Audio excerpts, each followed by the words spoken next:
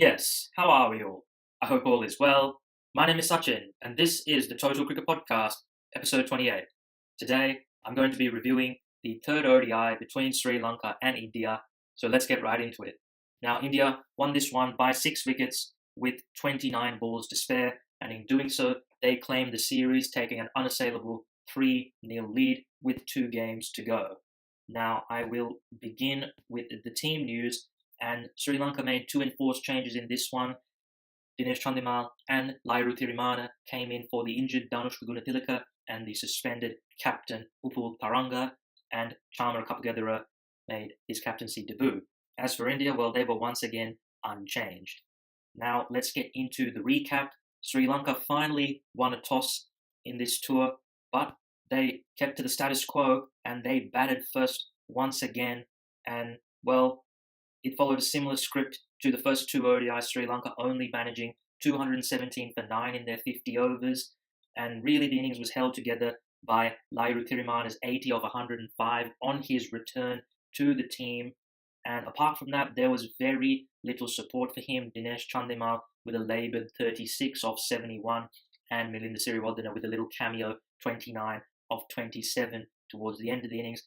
But really, once again, not enough runs on the board for Sri Lanka. As for India's bowlers, Jasprit Bumrah was the pick of the bowlers. He took 5 for 27, career best figures for him. Yuzvendra Chahal and Bhuvneshwar Kumar went wicketless, and Hardik Pandya, Akshar Patel and Kedar Jadhav got a wicket apiece.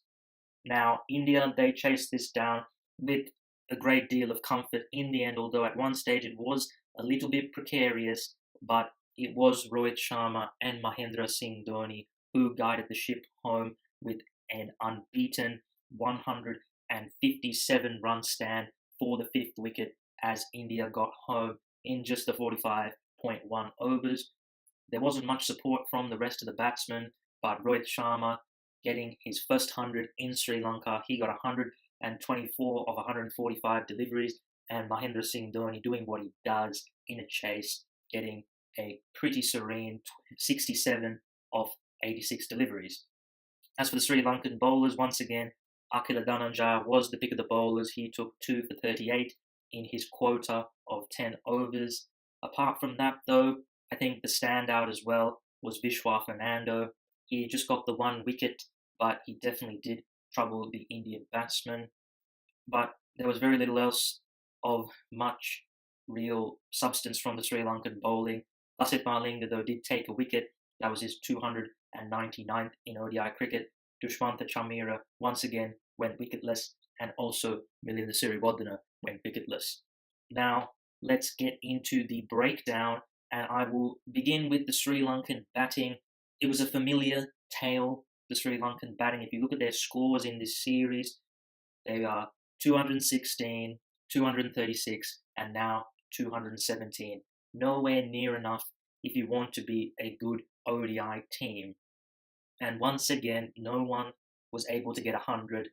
But I will start with Niroshan Dickwella. He made just the 13 today of 15 deliveries, and well, for Dickwella, again, a familiar story of a start, but was unable to kick on. Now, it was a very interesting sequence of events that led to his dismissal. He was given out LBW from a Jasprit Bumrah Yorker just a few balls before his dismissal, but he reviewed the decision and it was overturned. But then almost an identical delivery produced an identical shot, but the opposite result. It was not out on the pitch. India reviewed it, and on review, the ball was crashing into middle stump and Dickwella was given out.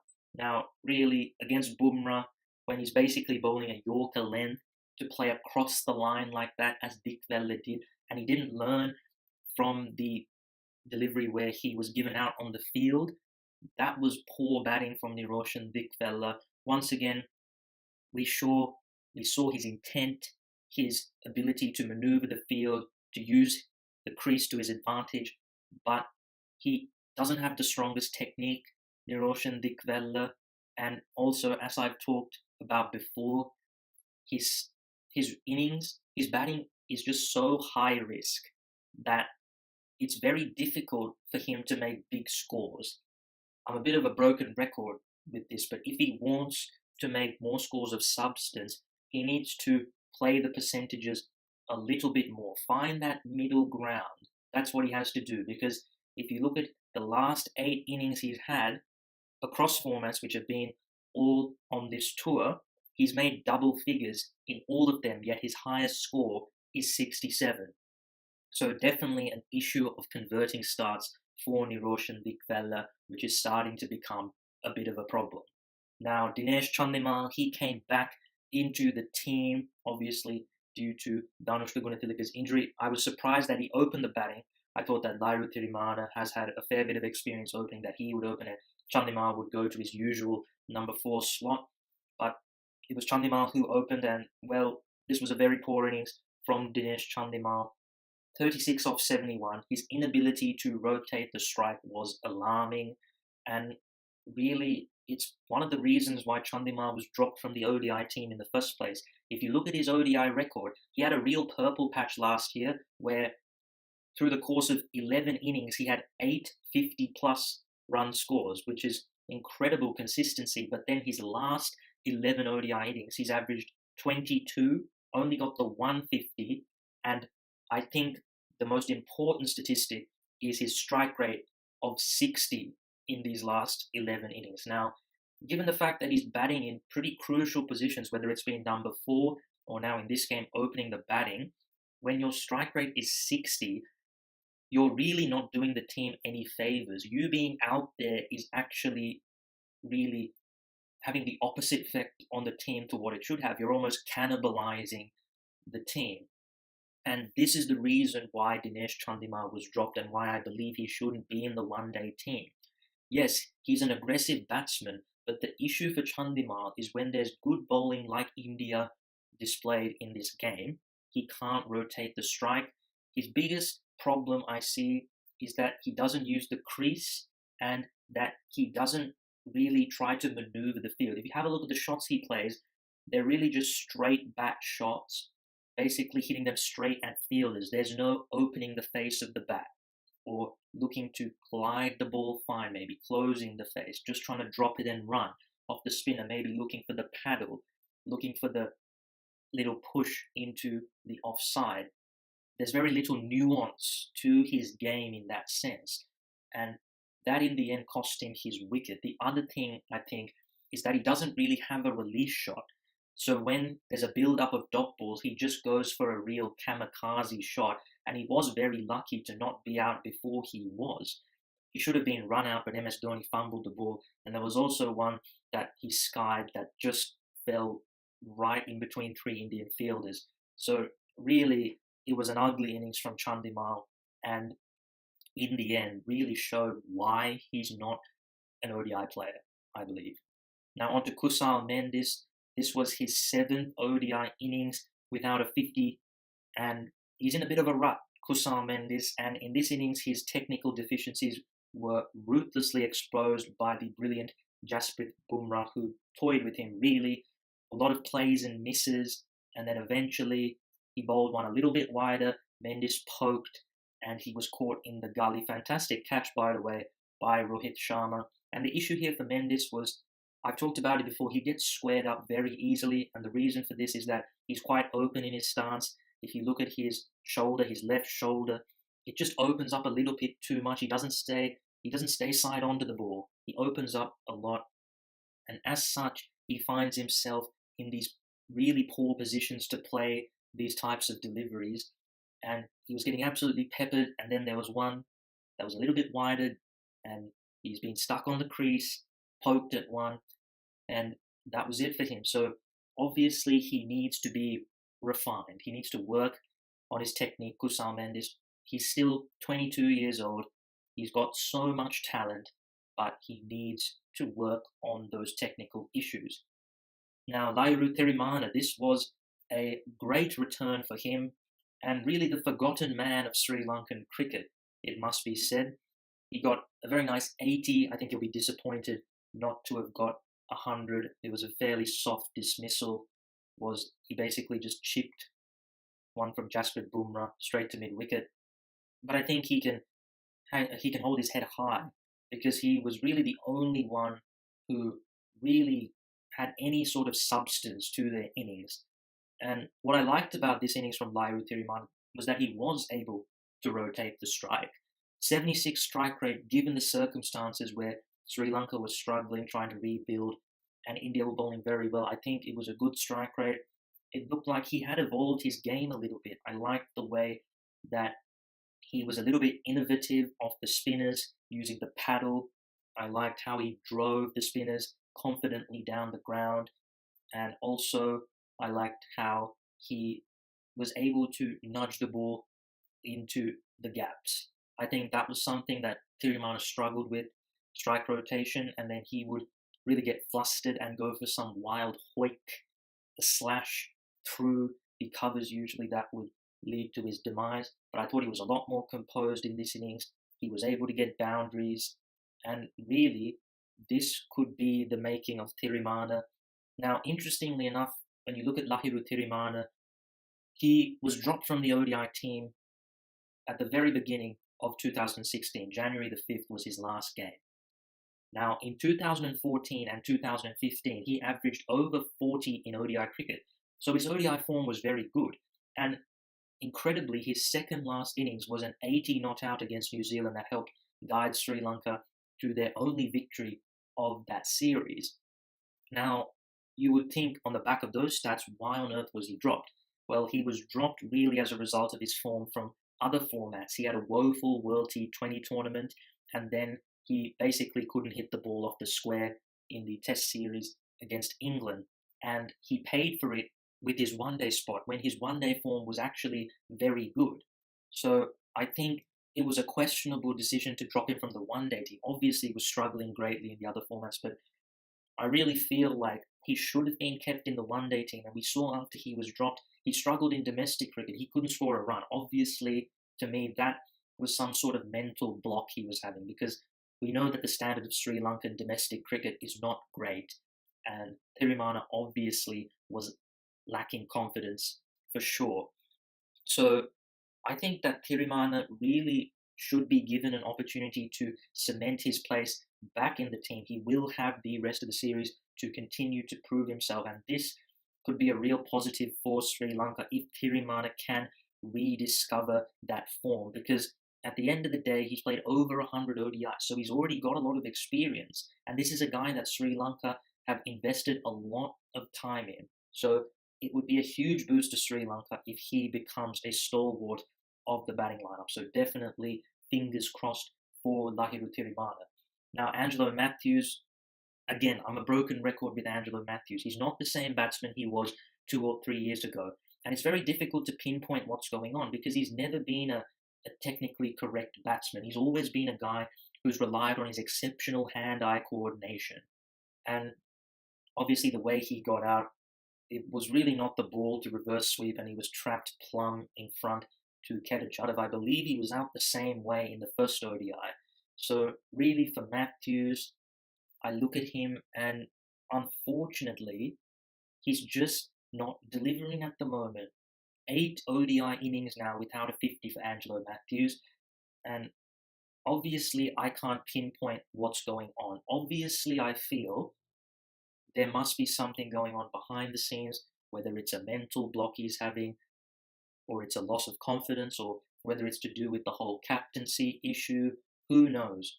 But Angelo Matthews is a shell of his former self, and it's costing Sri Lanka dearly. Once an elite player who is now almost a liability. It's very disappointing to see. Now, Chamara Kapagedera, the captain of Sri Lanka, just saying that makes me shake my head. It's quite unbelievable how Kapagedera has become the captain. I've talked about this time and time again. Upul Taranga and Dinesh Chandimal, they haven't been performing amazingly in recent months as captains, and that just puts a lot of pressure on not only them, but the rest of the team. And when you've got these kind of guys as captain, the question that you have to ask is who's next in line? And it was answered, it's Chamara Kapagedera, which should really be causing huge alarm bells for the Sri Lankan hierarchy that Kapagedera is the next in line for the ODI captaincy. And really, this whole captaincy charade has been probably the biggest issue for Sri Lanka in the past year. It goes back to Angelo Matthews getting injured in the third ODI against Australia a year ago. And so in the last year, we've just seen countless issues with the captaincy. It's almost felt like there's been a stand-in captain more often than the official captain has been playing. That's what it's felt like, from Taranga's suspensions to Matthews' injuries to Chandimal's illnesses and injuries. It's been really a huge issue, the stability in the captaincy, the instability, should I say. And Chandra Kapagedera, how on earth is he an appropriate candidate to be the captain? He averages under 22 in ODI cricket and he's never scored 100. As a pure batsman, that in anyone's book is terrible.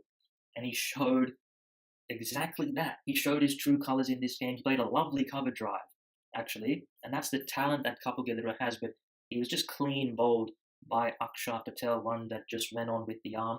14 off 22, he struggled to get any singles, and really much like Angelo Matthews basically was just hitting the ball straight to the field. He was missing balls that he should have hit for four. But with Kapagedera, you almost expect that kind of thing to happen. Such is the lack of quality that he possesses. So really, how Kapagedera is in the team, let alone the captain, boggles my mind, to be quite honest. Now, the last batsman to talk about is Milinda Siriwardena, and he played a nice cameo. Once again, 29 off 27. He times the ball really well, Siriwardena. He's a beautiful stroke maker, and I like him there at 7. I think he can score runs at the death, which has been such a big issue for Sri Lanka, scoring quick runs in those death overs. And I think that Siriwardena, the biggest thing is that he's better than Thisara Perera. So really, we should not be seeing Thisara Perera be picked ahead of Siriwardena ever again. Whether or not he's a first 11 player when all the players come back from injury is another question, but definitely he's someone that can actually make a useful contribution for Sri Lanka. Now, talking about the issue of scoring runs at the death, again, the tail was exposed. Sri Lanka have a very lengthy tail. Most good teams have 7, 8, 9 who can hit bombs, power hitters who can keep the run rate up and accelerate. But really, Sri Lanka decelerated, if anything. If you look at the worm throughout this innings, it was basically flat. There was no acceleration. And it's a big issue. Almost every innings, Sri Lanka leave 20 or 30 runs out there because they just can't accelerate at the back end of the innings due to their lengthy tail. So once again, another issue that has dogged Sri Lanka for many a year. So that's the Sri Lankan batting. Now onto the Indian bowling. And well, I thought they bowled beautifully once again. I'll start with Bhuvneshwar Kumar. He hasn't taken a wicket in this whole series, but I thought today he bowled a lot better than he did in the first 2 ODIs. He was getting the ball to hoop in his first spell. He was bowling the in-swinger and the out-swinger, troubling the batsman greatly. He was unlucky to go for the runs that he did. There was a lot of poor fielding by the Indians, quite uncharacteristic, that really cost Bhuvneshwar in terms of economy rate. But Bhuvneshwar showed his skill in this game to be able to swing the ball both ways, and his luck should change eventually. He was India's best bowler at the Champions Trophy. He was one of the best bowlers in the IPL. His quality is indisputable. It's just that at the moment things aren't quite going for him. So hopefully things will start to click for Bhuvneshwar in the last few games. Now, Jasprit Bumrah was absolutely fantastic again. He backed up his 4-wicket haul in the last game with his maiden 5-for in ODI cricket. He was breathtaking in this game with the new ball, getting it to swing, particularly away from the left-hander, and also in. We saw when he wanted to put it on a length, he used the outswinger. When he wanted to bowl the Yorker, he brought it back in. Exceptional control, bowling fast, 140 plus, really difficult to hit. And at the death, he was imperious, as he always is. As usual, a couple of bowls, and I thought that the way he really worked over Kusal Mendis and also Niroshan Dikvella to an extent was fantastic to watch. He's the full package when he's at his best as an ODI bowler, because he can swing the ball, he's quick, he's got good control, and he bowls excellent Yorkers, excellent bounces. He's got everything. It's just about him developing the consistency and he has been in the last two games. So this is good signs for Jasprit Bumrah. In a few years' time, I can see him being the best ODI fast bowler in the world. Such is his talent, and definitely one who could be a real game changer in India's ODI team going forward. Now, Yuzvendra Chahal, he went wicketless in this game, but I thought, just like Bhuvneshwar, he bowled better than his figures suggested. I've liked the evolution of Yuzvendra in this series. In the first game, he bowled a few bad balls, dropped a little bit short, he was a bit nervous, but he did still bowl some good deliveries. In the second game, a lot better control, but he was just bowling the stock delivery, the leg break. But in this game, he started to bowl the googly. So that was really pleasing to see. Obviously, growing in confidence is Yuzvendra, and I like it. He's a guy who definitely offers something. He's got good control, and while he isn't a big turner of the ball, and he doesn't have a great deal of variety, he's still someone who I believe Virat Kohli can trust to bowl 10 quality overs. Whether or not he's a first 11 player is another question. And do I see him being a better ODI bowler than Kuldeep Yadav? Honestly, no. But he's definitely someone that India can put in a 15-man squad, for example, for the Champions Trophy. So I like what I've seen from Chahal, and he should get more opportunities to give himself the best possible chance of being in that World Cup squad. Now, Hardik Pandya, he bowled well today, I thought, as well. He really worked over Dinesh Chandimal. There was that one over in particular where he hit him on the thumb. It was Chandimal's, I think his right thumb got in there with a beautiful short delivery, and he followed that up with three balls in basically the exact same place, real high quality bounces that made Chandimal really squirm. And that's the thing about Hardik Pandya, he's able to bowl quick at 140. And at the moment, he's still developing as a guy who you can trust to bowl 10 overs. At the moment, he's a guy you think you can get 5, 6 overs out of him pretty well. But the talent, as I've said with Hardik, is obvious. Just a little bit of refinement, and he's going to be a very good all-rounder. I think I would like to touch on one thing about the Indian fast bowlers in general. They were all able to bowl 140 plus, and that is excellent. They're all skilled bowlers, but to also have the pace to go with it is a real potent combination.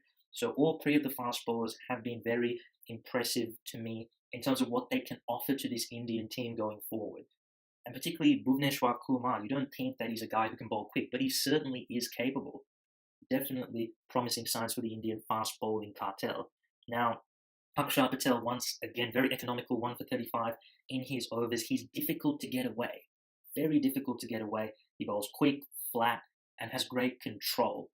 And Akshar Patel, when I look at the whole package, also as a batsman and as a fielder, he's a valuable player, almost like a Ravindra Jadeja light.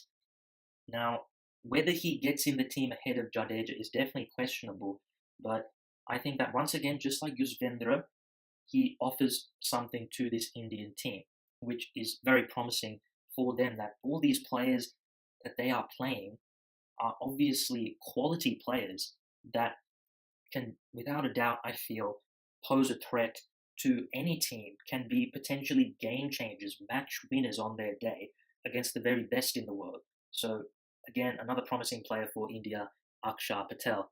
Now, Kedar Jadhav, he bowled 3 overs, the man with the golden arm. He got Angelo Matthews out. He's not a great bowler, let's be honest about it. It's almost he's bad, which makes him good, if that makes any sense. The way he bowls is actually quite difficult to hit that round arm. The ball just drifts in, it's so slow, it doesn't bounce. It's quite awkward for the batsman to play. It's so unassuming, but it's actually quite effective. And he is, as I've said, India's secret weapon with the ball, Kedar Jadhav, but he's in the team as a batsman first and foremost, and that is not clicking for him at the moment, but I will talk about that in due time. So that's it for the Indian bowling. Now onto their batting, and a few question marks I think have to be raised from this performance for India. Now I'll begin with Rohit Sharma. He was fantastic, 124 of 145. I love the way he paced his innings, how when there were wickets falling, he just focused on consolidating, but then when he built that partnership with Dhoni, he really went up a gear. That's how you build an innings. You play to the situation. And Rohit Sharma, interestingly, he broke a little bit of a hoodoo in this one. His average in Sri Lanka in ODIs before this game was 16, and he'd never scored 100 in Sri Lanka, but he definitely broke that hoodoo with this one. And when you look at Rohit Sharma, since he's become an opener, I think he averages 53 or 54 as an opener in ODI cricket, one of the elite openers in ODI cricket. The thing I love about Rohit Sharma is the class of his stroke play. He's able to hit all around the ground. He makes it look so easy when he's in.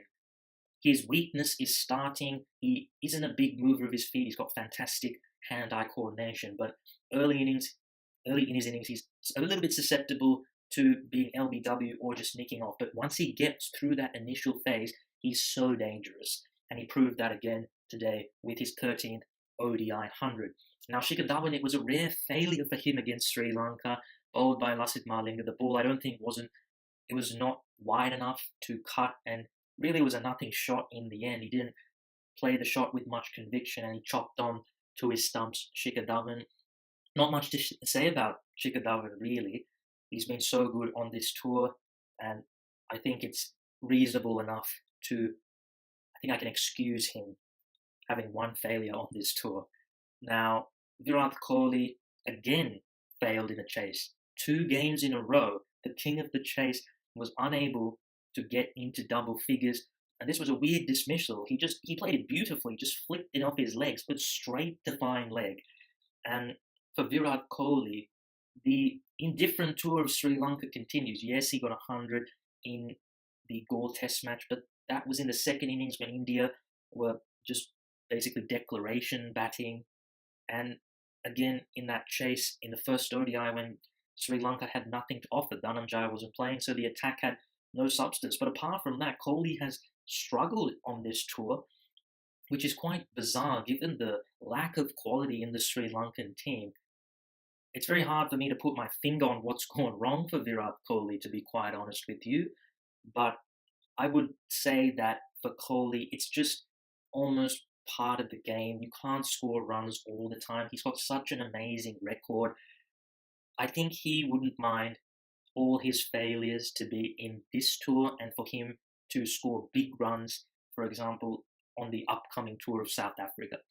So for Virat Kohli, I think just a little bump in the road, I wouldn't read too much into it. Now, KL Rahul, this was a laboured innings from KL. Started a little bit tentatively, and his second failure of the tour. His first 6 ODI innings were as an opener, but now that the first choice opening partnership is back and they are not going to get separated anytime soon, he's been pushed down to number 4. And I think after these 2 games, question marks have to be asked about whether he's the most suitable guy to bat at 4 for India in ODIs. He's an opener by trade, and I wonder whether it's going to be difficult for him to start his innings against spin later in the innings. Opening the batting is really different to every other position, and definitely looking at the way KL has played in these 2 games, I think India will be a little bit concerned about that number 4 slot. This was a very poor dismissal for KL. He just hit it straight to deep mid-wicket off Dhananjaya. It was a long hop, and this was really completely unnecessary from him. And when you look at Manish Pandey waiting in the wings, I think India must be thinking that it might be time to give him a go. And this brings me on to Kedar Jadhav, who once again failed. Now, to me, Kedar Jadhav, when you look at the dismissals he's had, this one he just failed to read the leg spinner possibly, but the shot simply wasn't there. It was just a little bit too full to sweep, and he missed it. It was plumb in front. Now, he's only managed 1 run in the 2 innings he's played on this tour, and Kedar is a guy who wants to be on top of the bowling, but I feel like he has made some very poor decisions. Dhananjaya is Sri Lanka's best bowler by some distance at the moment. It's your second ball. Why not try to get your eye in a little bit and then score off the other Sri Lankan bowlers who you know are going to be a lot easier to hit? That's where I just feel Kedar went wrong in this one. And once again, just like KL Rahul, questions will be asked. Obviously, I don't think they should just be discarded now, but there would be some concerns in the Indian hierarchy about those positions. And really, I feel that these two won't be the number 4 and number 5 when India play in the 2019 World Cup. Manish Pandey will get his turn, and I think Rishabh Pant will get his turn. Even guys like maybe Shreyas Iyer or Karun Nair. There's definitely guys out there who will get an opportunity in these slots if these guys continue to struggle.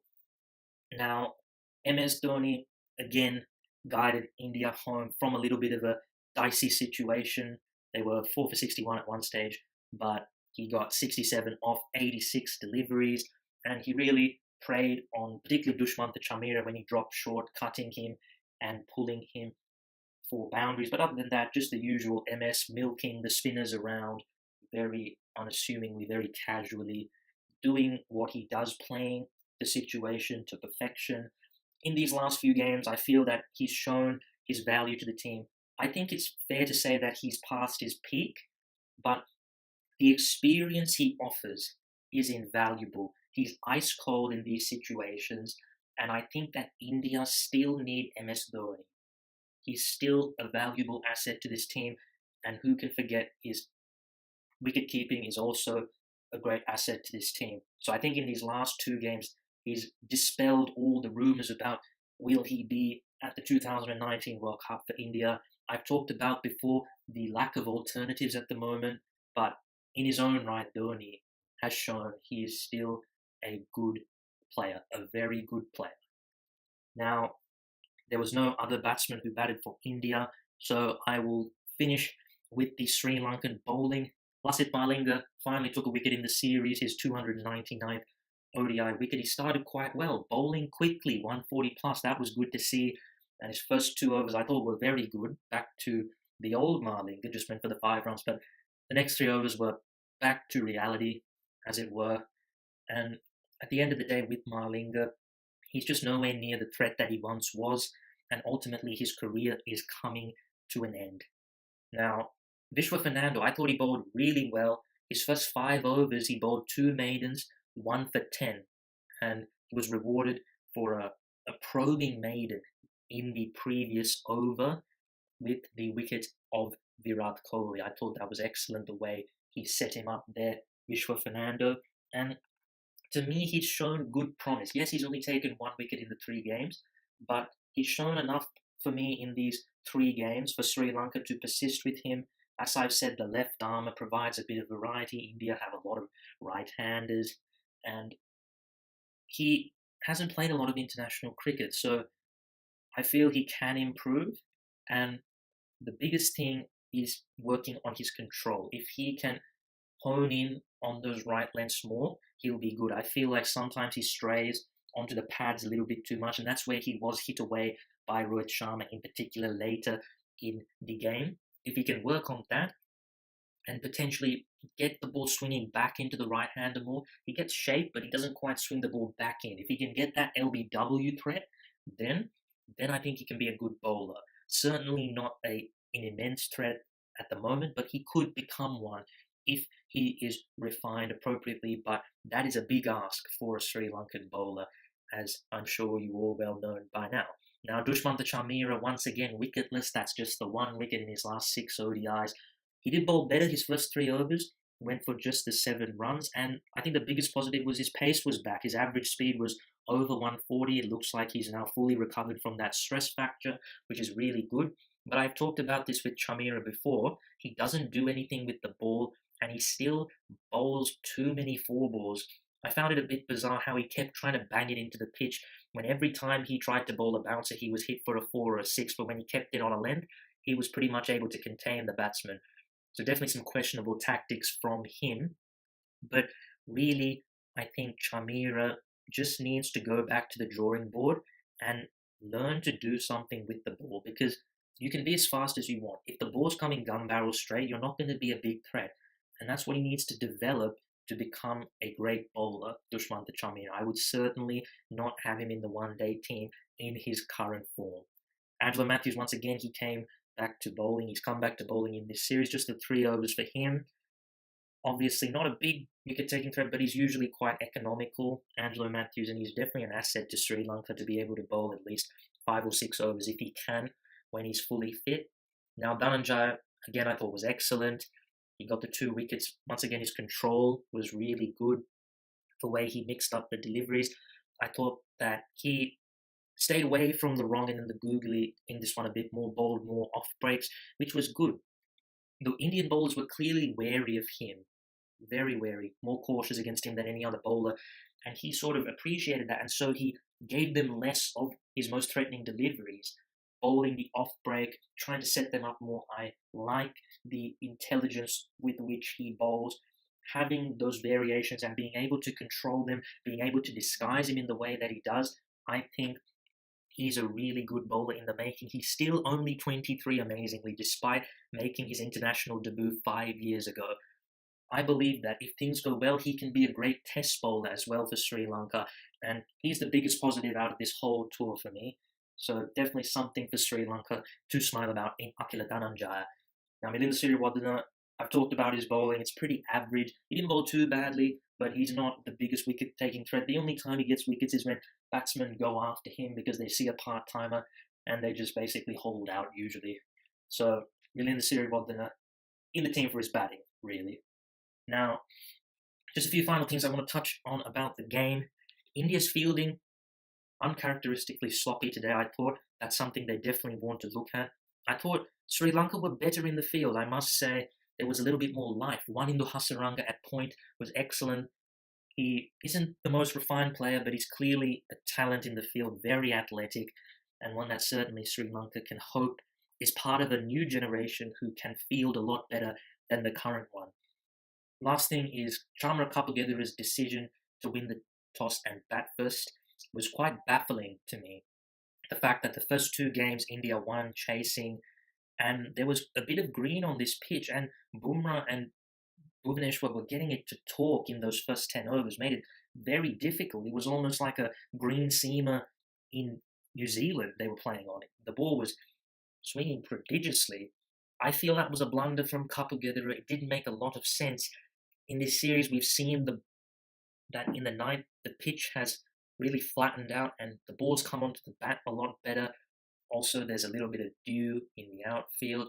So, really, I was very perplexed by that decision, but I wouldn't expect any less from a guy like Chamara Kapagedera. Now, looking ahead to the 4th ODI dead rubber, I feel India will look to make a lot of changes now, experiment. This is exactly what they wanted. You've got guys like Manish Pandey, Kuldeep Yadav, Ajinkya Rahane, Shardul Thakur will get a go, I feel. And particularly, I think India will be looking to give Manish Pandey a go, given the struggles of KL Rahul and Kedav Jadhav so far on this tour, and Kuldeep Yadav as the search for spinners goes on with Ravichandran Ashwin's and, to a lesser extent, Ravindra Jadeja's places in the ODI team questionable. Now, the Sri Lankans, they'll have to make one enforced change. Dinesh Chandimal picked up a hairline fracture of the thumb, his right thumb, from that brute of a delivery from Hardik Pandya. The injury curse continues to plague Sri Lanka. I will say that the injuries they've picked up on this tour, you can't really blame poor conditioning or poor fitness on them. Gunatilaka hurt his shoulder in the field. Gunaratna, his thumb, I think it was, he got a fracture of the thumb as well. That was taking a catch, and Chandimal here got a blow while batting. So really it's difficult to blame anyone for them. They're just bad luck. Things like hamstring injuries, like Kusal Pereira's hamstring injury at the Champions Trophy or Nuwan Pradeep's hamstring injuries, those things are things that are more cause for concern and questions need to be asked about those. But these kind of things are just bad luck for Sri Lanka, and I've talked about it throughout the tour. They haven't had a lot of luck, which hasn't helped them at all in their quest to beat the clearly superior Indian lineup. So as such, Chandimal, he's out of the series, and really Sri Lanka is scrambling to find someone to play this next game before Taranga can return in the 5th ODI. I believe they should go with Dhananjaya De Silva. He's played 6 innings as an opener in the ODIs, and he's got 350s. So a good record as an opener. He has played in this team before. I think it's unfair to give a debut to someone for one game and then they're just straight back out. Give someone a go who's played in the team before. And Dhananjaya De Silva, I think it's a good opportunity for Sri Lanka cricket to try and get him back into form. He has struggled recently, but he's a player with immense potential. So I'd like to see him come in there.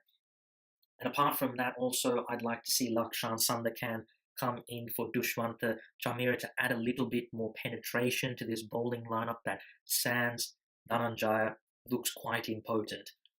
So that game will be at the Premadasa in Colombo. That's where the rest of the games on this tour will be, and we will move there.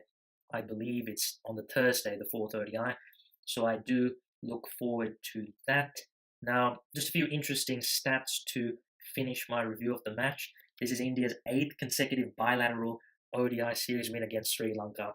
India's dominance over Sri Lanka in bilateral ODIs is very well documented, and this is just another chapter in that story.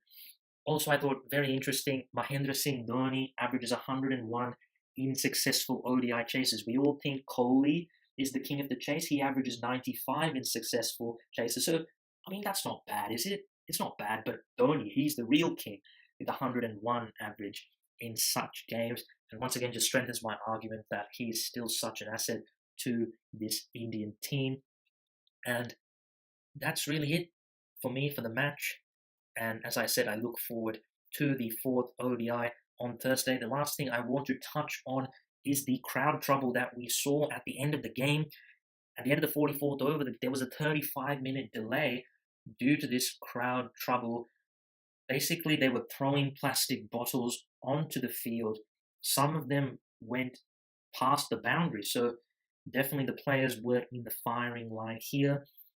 They only needed 7 balls after the delay, India, to wrap up the game. So in the context of the game, it didn't really make a difference. But really, this was all about Sri Lanka's ongoing issues. We saw after the first ODI that there was a protest outside the ground, outside the team bus, which stopped them from getting back to the hotel for about half an hour. This one, I think, a lot worse.